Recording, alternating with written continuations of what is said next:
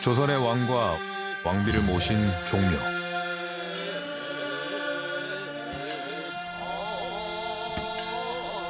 그런데 종묘 한켠에는 조선의 왕이 아닌 인물이 한 명 있습니다.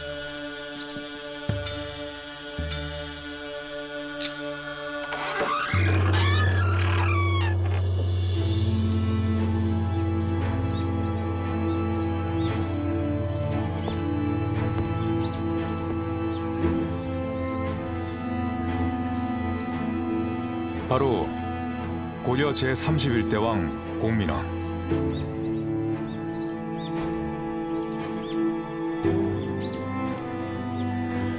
고려를 무너뜨리고 새 나라를 세운 이성계와 조선 왕조는 왜 고려의 왕을 이곳에 모셨을까요? 요승 신돈을 앞세워 고려를 뒤흔든 군주, 노국공주를 향한 지독한 순애보, 그리고 문란했다는 사생활까지. 공민왕, 그에 대해 우린 얼마나 알고 있을까요? 종묘가 600년간 품어온 고려의 군주, 공민왕을 마주합니다.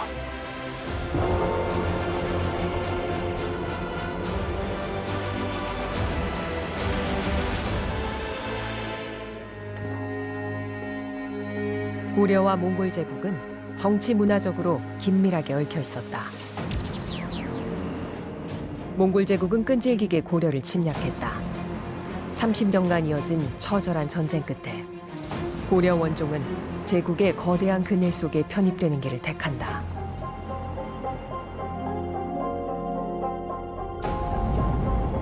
원종은 쿠빌라이 칸에게 고려 세자와 원나라 공주의 혼인을 제안했다. 정치적 선택이었다. 몽골 제국이 전 세계 곳곳을 전부 다 직접 지배했던 건 아닙니다. 그러니까 기존의 왕족이라든지 귀족들과 매우 친밀한 관계를 맺어서 그들을 통해서 간접적으로 이들을 통치하는 전략을 취했는데요. 고려의 경우에는 통혼이라는 제도를 썼죠. 고려의 왕족과 몽골 제국 황실의 여성을 결혼을 시킴으로써 고려의 국왕을 그들이 직접적으로 선택하기도 하고 그들을 통해서 영향력을 행사했던 겁니다. 공민왕은 살아남기 위해 원나라 황족과 혼인을 했다. 공민왕과 노국공주. 훗날 세기의 로맨스로 남았지만 혼인은 공민왕에게 있어서 원의 일원이 되어 스스로를 보호하려는 처절한 선택이기도 했다. 개성 시내를 벗어나 서쪽으로 달리면 닿는 곳. 봉황이 오는 산이라 불리는 복명산 자락에 공민왕과 노국공주가 함께 잠들어 있다. 고려 왕릉 중에서도 가장 화려하고 웅장한 규모를 자랑하는 이곳. 보기 드문 쌍릉의 형태를 띠고 있다. 고려 왕릉 중 유일하게 무인석이 확인되는데 이런 전통은 조선시대까지 이어진다. 왕릉의 내부 석실벽에는 공민왕이 그렸다고 전하는 12지를 상징하는 인물이 그려져 있다.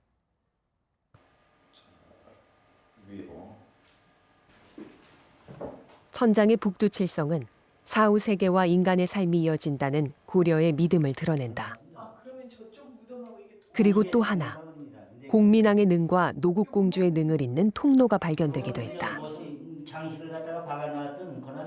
공민왕의 부인의 무덤이 이쪽 편에 있었고 또 한편으로는 공민왕이 그 여자를 갖다가 그 부인을 갖다가 아주 몹시 사랑했다고 합니다. 그렇기 때문에 죽은 다음에라도 혼이 왔다 갔다 하라고 여기에 구멍을 뚫어놓지 않았는가. 노국공주는 공민왕에게 특별한 존재였다. 칭기즈칸의 직계 7대 손인 노국공주. 누구보다 원나라의 이익을 앞세워도 이상하지 않았지만 공민왕의 반원개혁을 응원하며 가장 강력한 정치적 파트너가 되었다.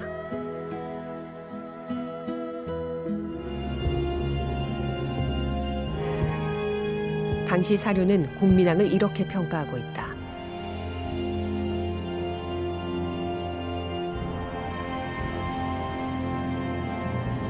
즉위 이후 온 힘을 다해 정치를 했지만 노국공주를 잃고 슬픔이 지나쳐 국정을 등한시했다는 것이다. 사실 이 문제는 고려사를 편찬한 사람들의 생각이 지나치게 반영된 것이지 아닌가 하는 생각이 듭니다. 고려사를 편찬한 조선 초기 사람들은 정치를 잘하던 사람이 타락하는 어떤 계기를 설명을 해야 되는데 그것을 노국공주의 죽음으로 설정을 한 것이죠. 노국공주의 죽음 때문에 크게 상심했다라고 하는 것까지는 사실이고 또 노국공주를 기념하기 위한 여러 가지 공사를 하는 바람에 원성이 일어났다. 이것까지도 사실이지만 노국공주의 죽음 이후에도 공민왕은 개혁군주로서의 모습을 버리지 않았다라고 보는 것이 사실에 가깝습니다. 어느 날 밤 공민왕은 이상한 꿈을 꾼다.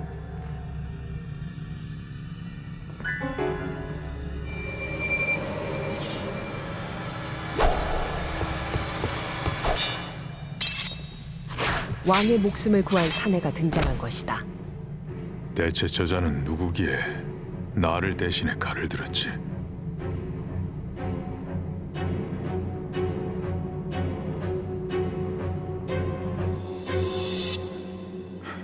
이게 무슨 꿈인가?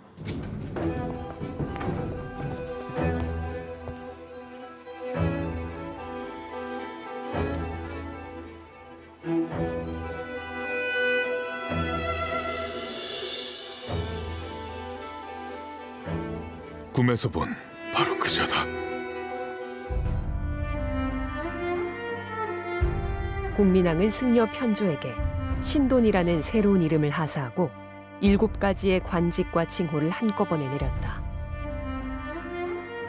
그 공신호가 무려 49자에 달한다. 절대적인 권력을 주어 신돈에게 힘을 실어준 것이다.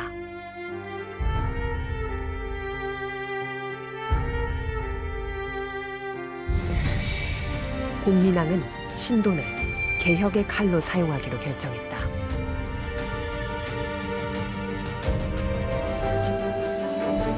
신돈은 토지 개혁을 선포한다.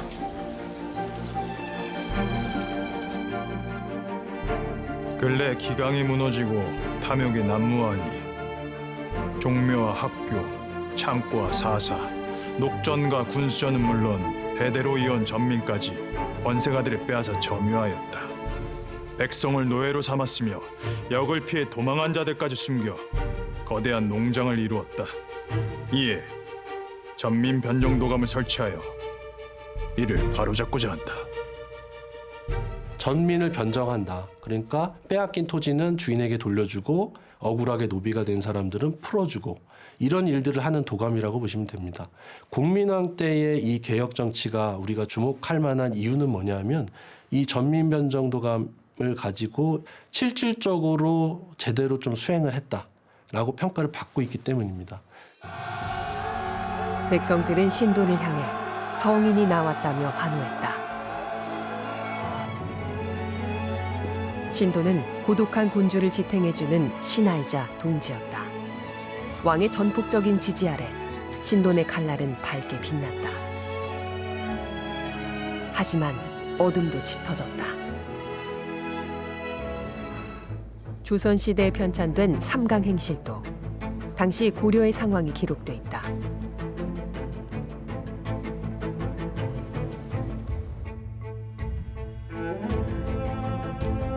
왕에게 직언을 하는 관리인 간관 이조노, 정추가 신돈의 국정농단을 비판하는 상소를 올린 것이다.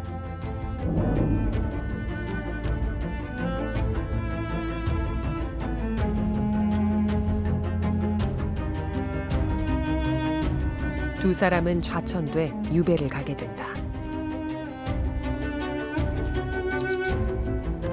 이조노는 유배를 떠나며 충절의 시를 남겼다.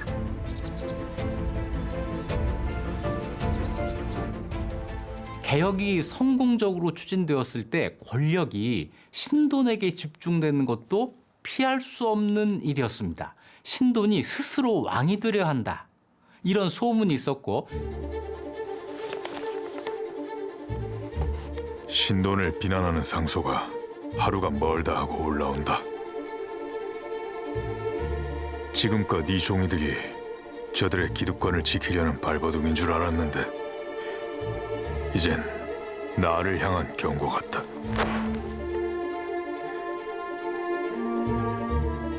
국민왕의 총애를 등에 업은 신돈의 위세는 어느덧 왕을 넘보고 있었다.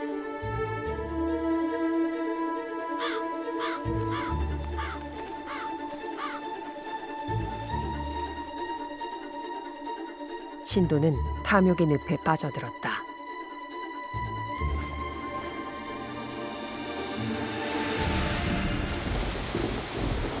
결국 국민왕은 결단을 내린다. 고려의 썩은 환부를 도려낼 유일한 동지였지만 부패한 신돈과 끝내 함께 개혁을 완성할 수는 없었던 것이다. 국민왕은 신돈을 제거한다.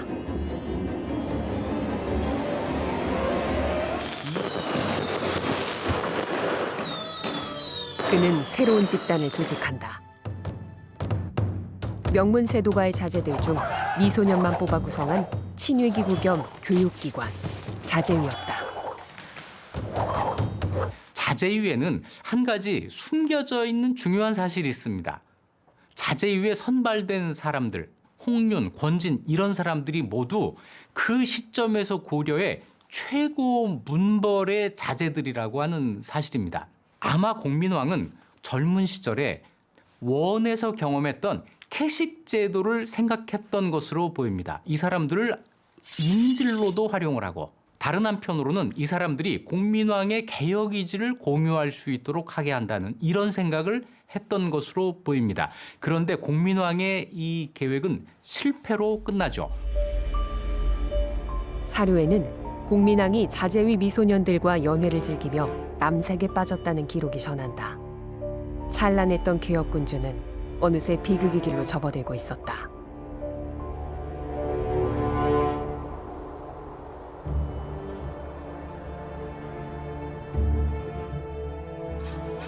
측근에게 배신당하고 사랑하는 아내를 잃고 신돈을 제 손으로 제거하며 개혁의 동력을 잃은 공민왕.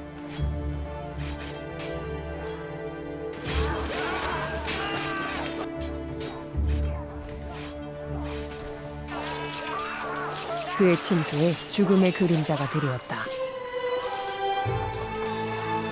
국민왕은 왕비를 임신시킨 자제위의 홍윤 등을 처단하고자 했다.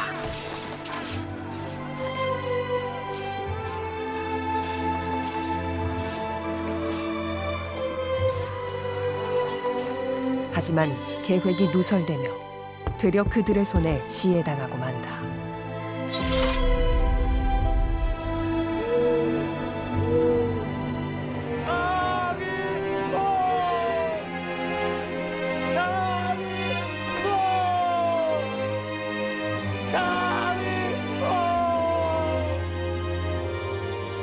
공민왕이 세상을 떠나고 18년 뒤 고려의 500년 사직도 그 명운을 다했습니다. 고려 개혁의 불꽃이 꺼진 자리, 새로운 나라 조선이 세워졌습니다.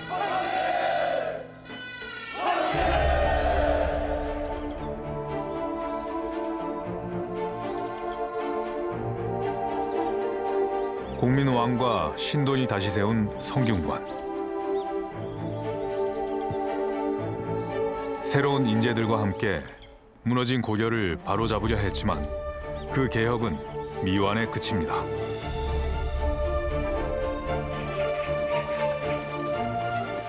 하지만 이곳에서 꿈을 키운 정도전 등의 신진 사대부는 훗날 새 나라를 세우는 중심축이 됩니다. 조선의 제15대 왕 광해군, 그의 이름은 이혼이었습니다. 여기서 혼은 찬란하게 빛나는 아름다운 옥이라는 뜻입니다.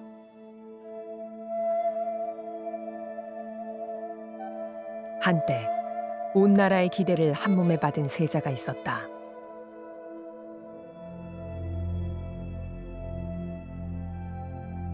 그러나 역사는 그를 혼군, 즉 사리에 어둡고 어리석은 왕이라 기록했습니다.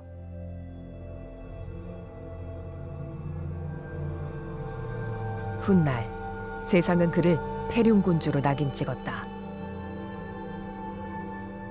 빛나는 이름을 가졌지만 가장 어두운 평가를 받아야 했던 왕 광해군. 그의 진짜 얼굴은 무엇일까요?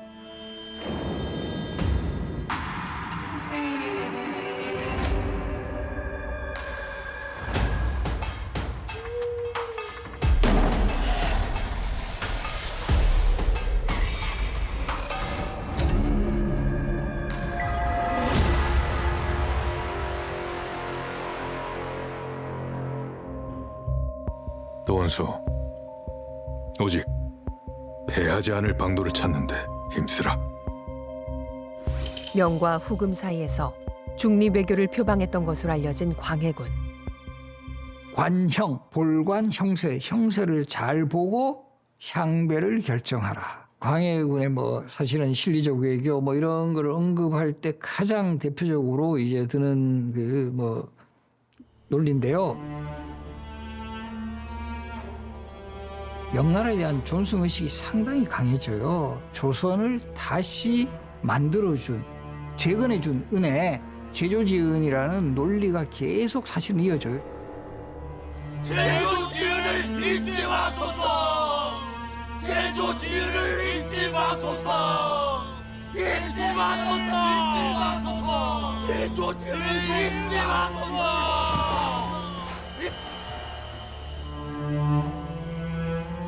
그만들 하시오! 과인은 군을 보낼 때부터 이미 패할 것을 알고 있었소. 그대들은 과연 누르하치의 목이라도 베어 이 나라를 지켜낼 수 있다는 말이오?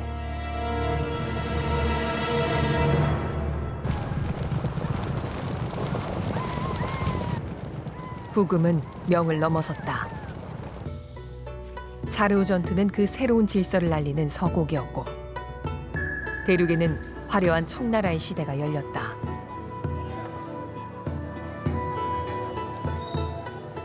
광해군은 이 모든 것을 예견했던 것일까? 아마도 명과 후금의 전쟁 한복판에서 그는 또 다른 전쟁을 떠올리고 있었을지도 모른다.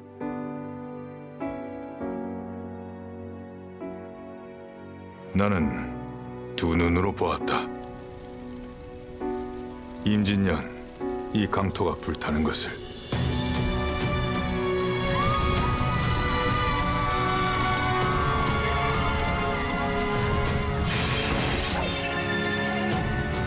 의리만으론 나라를 지킬 수 없다는 것도 그때 알았다.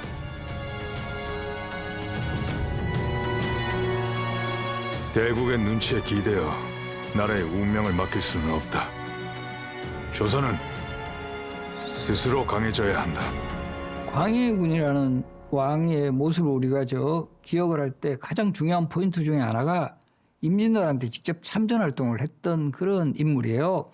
사실 초반에 조선군이 고전했던 게 일본에서 가져온 신무기 조총, 그러니까 그 위력을 실감을 한 거죠.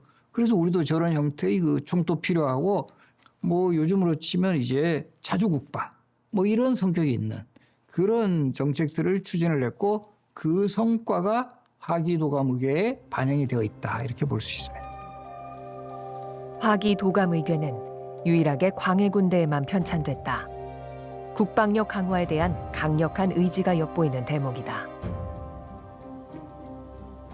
광해군대에 발간된 화기도감 의기에는 4호와 5호 불랑기 그리고 자포의 상세 재원과 만든 재료, 사용하는 화약의 양, 탄환의 개수를 아주 상세히 적어 놓았습니다. 당시 제조된 화기는 곧바로 북방 국경지대로 이동했다. 전쟁 대비와 복구에 힘쓰는 광해군의 면모는 이뿐만 아니다. 전쟁은 다시 있어서는 안 된다. 전쟁으로 피폐해진 그 민생을 좀 회복시키려면 여러 가지 개혁이 필요하다. 그렇게 해서 실시했던 대표적인 정책이 대동법.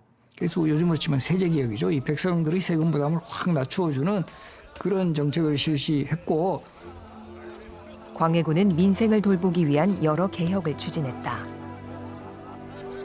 동의보감도 이 광해군이 전쟁으로 상당히 이제 피폐해진 그런 좀 백성들을 잘 이렇게 뭐 살려보고 또 그들을 좀 이렇게 보호하는 그런 조치에서 나왔고요. 그리고 이제 광해군 때 전쟁의 경험을 겪으면서 편찬한 대표적인 책이 동국 신속 상강 행실도인데 전쟁으로 상당히 피폐해진 그 윤리 의식 같은 것도 강화하고 또 백성들을 교화하려는 그런 의도에서 바로 이 책을 편찬을 했습니다.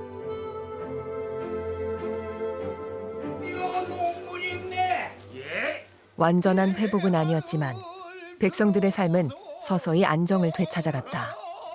전쟁의 상처는 그렇게 조금씩 옅어져 가는 듯했다. 그러나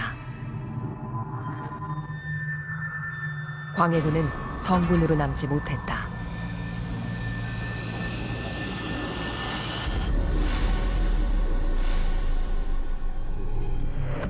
여러 차례 그 용모 사건이 터지다가 결정타가 1613년에 개축옥사라 해서 영창대군의 외가가 영모를 꾸몄다는 빌미로 관련 세력이 대규모 숙청됐다. 그래서 결과적으로 이 영창대군은 강화도에 유배 보냈다가 결국 증살이라고 해요.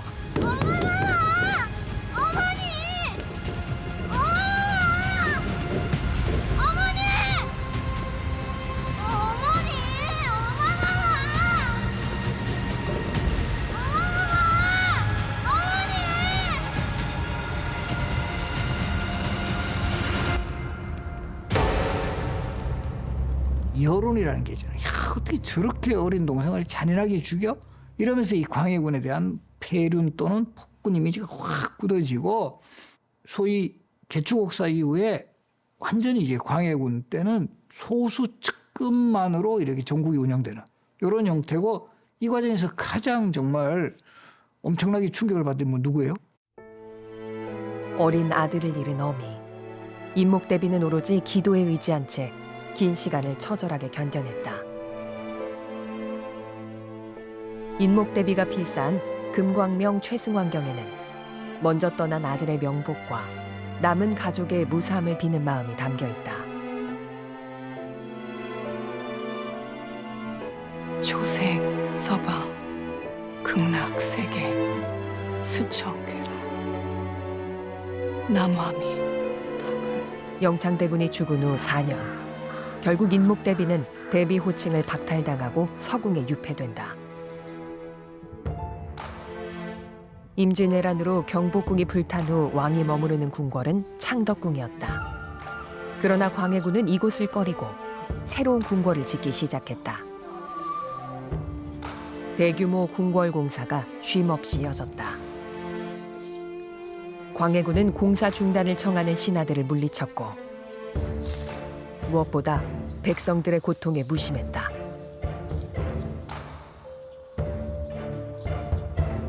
광해군은 어떻게 보면 뭐 좀 심하게 표현하면 궁궐 매니아라고 하실 정도로 궁궐 건설에 상당히 집착을 해요. 광해군이 창덕궁은 별로 마음에 들어 하지 않아요. 조선의 왕이 2명이나 쫓겨난 곳이에요. 거기다 또 마침 그 광해군 때 그 술사들이 우리가 점 잘 치고 이런 사람들이 풍수리 전문가들이 저 세문안 지역에 왕의 기운이 있다. 그래서 이 왕의 기운을 누리려면 이걸 큰 궁궐을 지어야 된다. 그렇게 시작한 궁궐이 바로 경덕궁 공사는 왕의 기운을 누르려는 시도로 광해군은 술사들의 말에 흔들렸다. 그에 앞서 인왕산 아래 경복궁을 대신할 공간으로 짓던 인경궁도 역시 그러했다. 왜 이렇게 광해군이 궁궐에 집착했느냐? 이 왕실의 위상과 권위를 강화하기 위한 가장 상징적인 공간이 궁궐이거든요. 근데 가장 큰 문제는 우리 지금도 마찬가지지만 큰 토목 공사하면 엄청난 비용이 들어요. 광해군이 인경궁이라든가 뭐 경희궁 이런 거 지을 때 상당히 민원 같은 거 많이 들어오고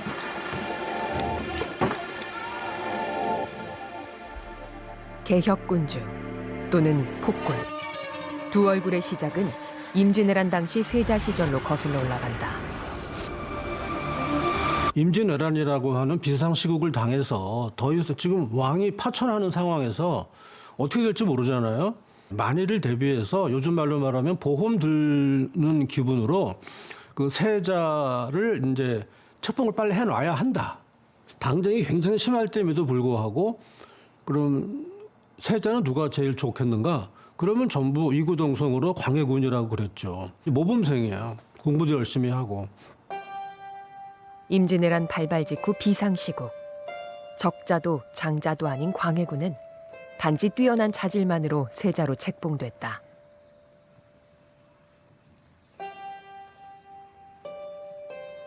세자가 된 후 전란 속에서 둘로 나뉜 조정 분조를 이끌며 차기 군주로서의 입지를 굳혀간 광해군. 선조가 피란하는 동안 세자는 민생을 두루 살피며 국정을 안정적으로 수습했다.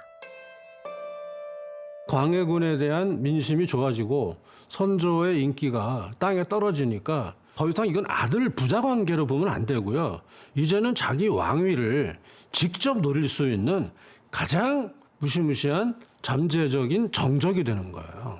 세자 시절 16년간 아버지로부터 정말 인간이 상상할 수 있는 거의 모든 견제와 수모를 당했어요. 선의를 거두어주옵소서. 선의하노라. 스스로 판단하거나 결정하지 마라. 물러나기를 바라는 것이 선의를 거두어주옵소서. 광해군을 견제한 선조는 수차례 왕위를 내놓겠다는 선의 파동을 벌이며 오히려 왕권을 지키려 했다. 광해군은 제가 판단했을 때는 초반에 이런 개혁 의지가 상당히 있었고 그런 성과도 있다. 어쨌든 그 시대적인 조건 속에서 최선의 외교를 해가지고 전쟁을 억제했다. 이런 점에서는 분명히 공이 있어요. 그러나 전체적으로 종국 운영을 하는 장면에서는 가장 큰 문제는 소수의 측근 세력에만 의존해서 그것도 이 반대 세력에 대한 아주 너무 가혹한 그런 어떤 대응. 요즘으로 치면 공안 정국을 너무 이제 강하게 전개했고 이게 뭐 일률적으로 나눌 수는 없지만 공과 과를 나눈다면 저는 이제 어쨌든 광해군은 과가 더 많은 왕이다.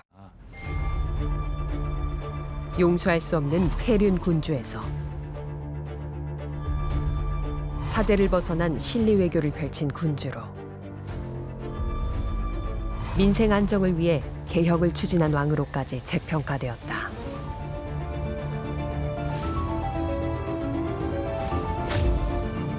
시대마다 상반된 광해군에 대한 평가. 그 이유는 무엇일까? 우리는 왜 미리 한 17, 18, 19세기 때 부국 강병을 해가지고 이 근대의 파고를 잘 타고 넘어서 뭐 바로 옆에 있던 나라 일본처럼 그 좀 부국 강병하지 못했을까? 이게 거의 모든 지식인들의 고민이었어요. 딱 보니까 그 유교가 너무 지나치게 번성했기 때문이고 그것이 혹시 약간 좀 우리나라 역사 발전의 마이너스는 아니었을까 그런 생각을 흔히 할 수 있겠죠. 그런 과정에서 이제 광해군에 대한 평가가 다시 나오기 시작했고요. 그러면서 이제 뭔가 패러다임 자체를 바꿔나가고자 하는 이런 맥락이었고 거기 혹 빠질 수 있는 것이죠. 광해군은 각 시대마다 떠오른 욕망이 소환해낸 우리의 얼굴이 아니었을까.